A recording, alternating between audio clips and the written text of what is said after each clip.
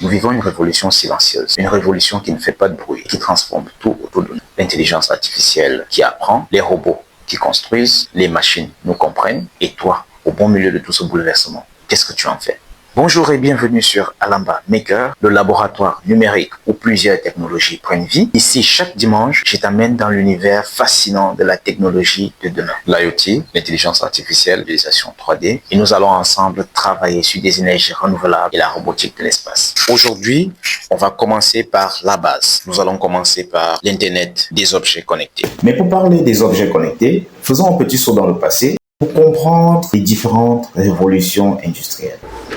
Alors, avant de comprendre d'abord comment l'IoT façonne notre monde d'aujourd'hui, il serait d'abord intéressant de comprendre les différentes révolutions industrielles parce que ces révolutions industrielles ont beaucoup influencé donc notre quotidien ou alors ont beaucoup participé donc à l'évolution des IoT.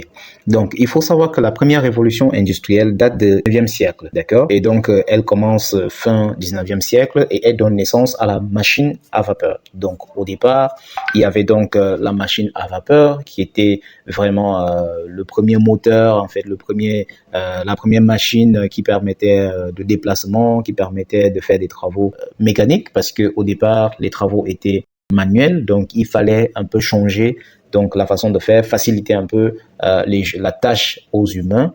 Donc après, il y a eu donc la deuxième révolution industrielle. Donc la deuxième révolution industrielle date du 19e siècle.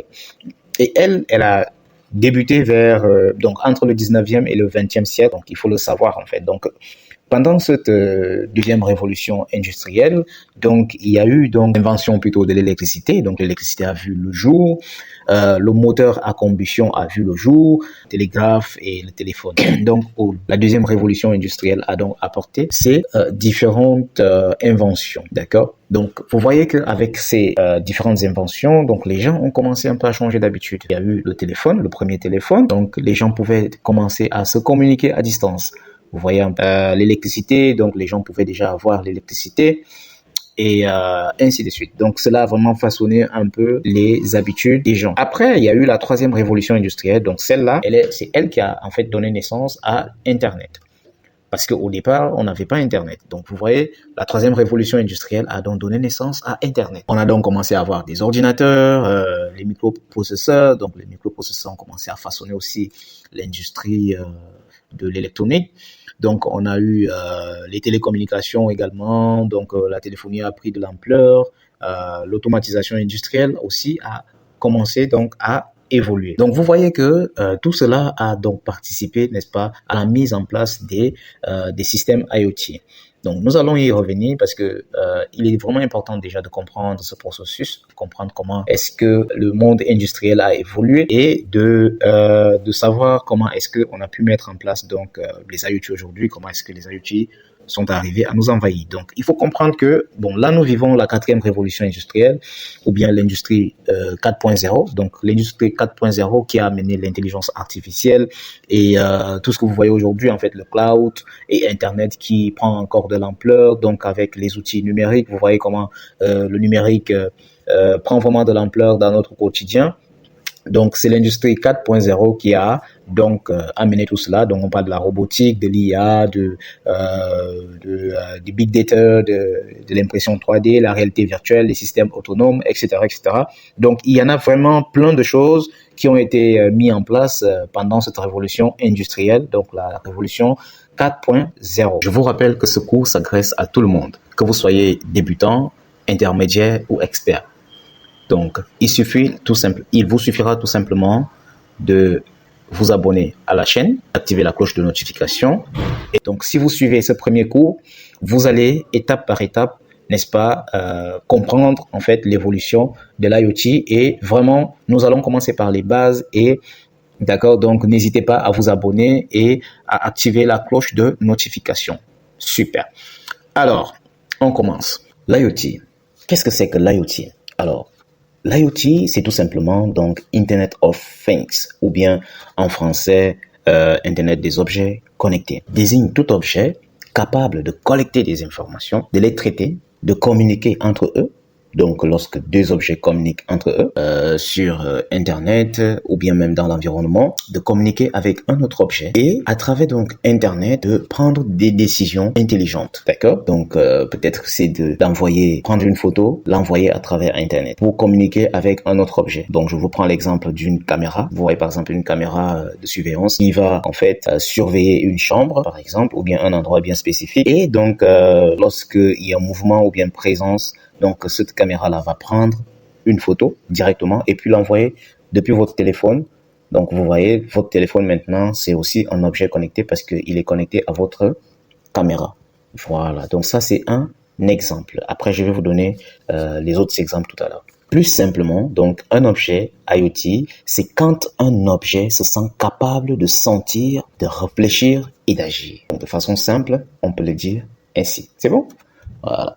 Et voilà, je vais donc vous prendre un exemple. Donc ici, nous avons un objet, il s'agit ici d'une lampe que nous allumons à distance à partir de notre téléphone. Donc la seule chose qui lie les deux objets, c'est la connexion Internet. D'accord?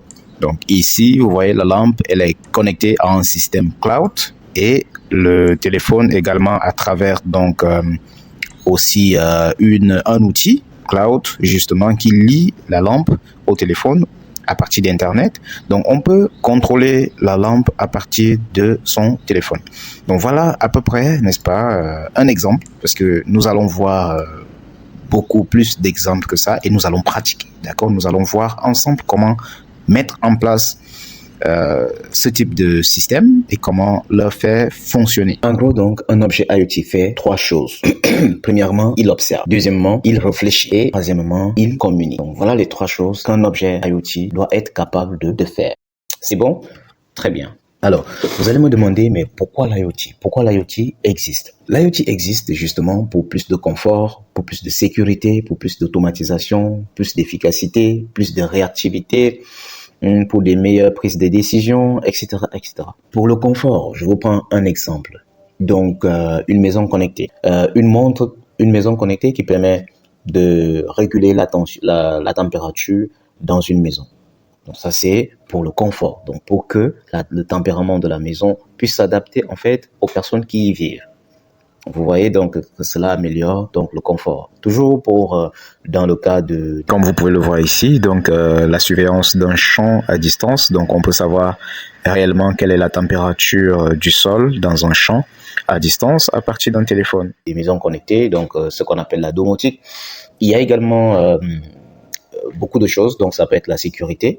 Par exemple, pour accéder à la maison, donc peut-être avant d'ouvrir la porte, peut-être qu'on va utiliser une empreinte digitale et ça, voilà, on va utiliser un objet connecté pour pouvoir le faire. Donc l'empreinte digitale doit être connectée à un système qui doit reconnaître qu'il s'agit bien de votre empreinte digitale.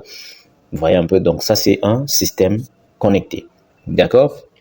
Donc on en a plein d'exemples comme ça dans le cas de la domotique, mais bon voilà, on va pas tout citer ici. Bon, peut-être au fur du temps, nous allons en parler donc dans la suite de nos vidéos. Cette vidéo t'a plu, si elle t'a inspiré même un tout petit peu, imagine ce que nous pouvons faire ensemble. Donc je t'invite à t'abonner, activer la cloche de notification, à partager cette vidéo à quelqu'un qui veut comprendre le futur. Ciao.